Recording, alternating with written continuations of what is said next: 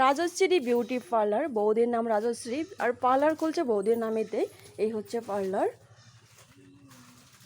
আমি যখন বাড়িতে থাকতাম, মানে মালিবাড়িতে থাকতাম, তখন আমি বৌদির কাছে মানে বেশি আসা হইতো পার্লারে। বৌদির লাইট, আচ্ছা আচ্ছা।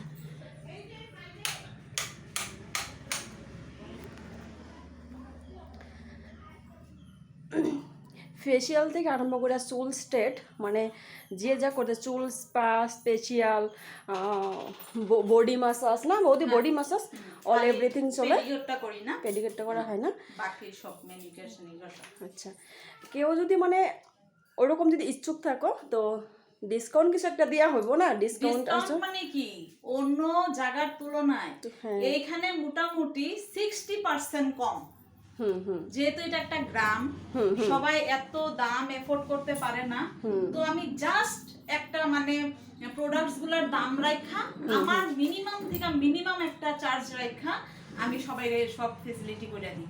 মানে স্পা করতেও খুবই কম টাকা, ফেসিয়াল করতেও খুবই কম টাকা, জাস্ট আমার খালি ক্রিমের পয়সাটা হইলেই হলো, কারণ আমার দোকান ভাড়া দেওয়ার দরকার নাই বা অন্য কোনো খরচা দরকার নাই। আমার শুধু গ্রামের মানুষদেরকে একটা ভালো সার্ভিস দিতে লাগে। ঠিক ঠিক, আমি ওই মিশনটাই কাজ করব। আর তারপরেও যেহেতু আমরা মেয়ে, কম বেশি আমরা সবাই জানি যে একটা প্রোডাক্টের কত দাম, বা একটা মাসাজ করলে বা ক্রিম ফেসিয়াল করলে কিরকম, ওই হিসাবে মানে আমরা তো জানি, ওই হিসাবে কিছু একটা দেওয়া হবো। তো চলি, আমি এত আগে এখানে আসা হতো না, যখন আমি মালিবাড়িতে থাকতাম, বাড়িতে যখন থাকতো তখন কিছুই ছিল না, এই পার্লারগুলো কিছুই ছিল না, এগুলো সব নতুন দেওয়া হয়েছে। এখন মানে বাইরে থাকো, হ্যাঁ, বাইরে থাকা হলে পরে মানে যেখানে থাকি ওইখানে মানে যাওয়া হয় পার্লারে, আরো মানে স্থায়ীভাবে এখন যাওয়াই হয় না।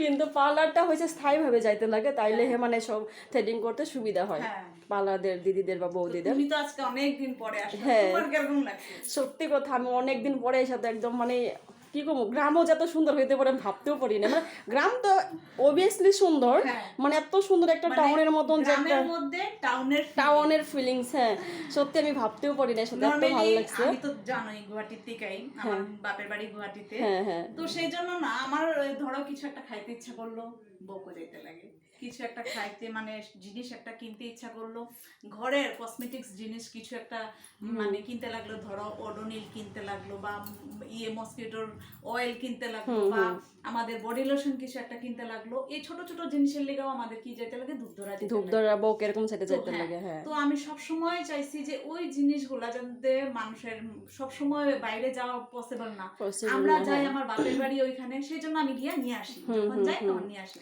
সবাই তো পসিবল না। তারপর একটা কথা, আমরা গ্রামের সবাই, গ্রামে বলতে ওরকম আউটের কোনো মানে ইনকাম থাকে না, যখন আমরা ধূপধরা বা বকজ আমাকে এক্সট্রা টাকা গাড়ি ভাড়া লাগে, তারপরে প্রোডাক্টের তো দাম আছে, গেলে পর তো মানে আউট বস্তু খাইতে লাগবে, ফাস্ট ফুড কিবা দেখলে আরেকটা জিনিস পছন্দ হয়, তখন আর কি বাজার থেকে বাইরে যাই, ওই জন্য ভাবছি কি আমি আমাদের দোকানে সব জিনিস আইনা রাখুন, যে জিনিসগুলো বাকি দোকানে পাওয়া যায় না, আর সবাই যাতে মানে সব জিনিসই ইউজ করতে পারে, মানে টাউনে থাকলেও যা ইউজ করতে পারে, গ্রামে থেকেও যাতে ওইটাই জিনিস ইউজ করতে পারে। ওই জন্য good idea, seriously good idea, তোমার আইডিয়া দেখে তাই আমি অবাক। আর এটা শুধু আমার আইডিয়া না, আমার হাজবেন্ডের কিন্তু মানে 100% এটাতে আইডিয়া শামিল আছে। না একা তো হয়ই না কিছু হলে, আমরা দুইজনে মিলেই আইডিয়াটা করছি, না মানে একদম বহুত ভালো লাগছে। আর তারপরে তোমরা রেস্টুরেন্ট খুলতে পারছো, ভালো লাগছে সত্যি। যখন আমাদের বাড়ি থেকে তো তোমাদের বাড়ির ডিস্টেন্স একটু ভালোই হয় ভিতর, যেহেতু আমাদের বাড়ি, তখন আমি কি করি, আমি নিজে বানানোর ব্যবস্থা করছি। আমার যখন যেটা খাইতে মন যায়, ভালো হোক বা না হোক, আমি সত্যি কথা নিজে বানাই খাই। কারণ দেখো, আসতে হলে পরেও 2 কিলোমিটার আমার হাইটে আসা লাগবে, সবসময় সম্ভব না। এখন মার সাথে আইসি, কিবা একটা কাজ ছিল, তো কাজের সাথে ভাবলাম বৌদির সাথে মিট করে যাই। ঠিক আছে।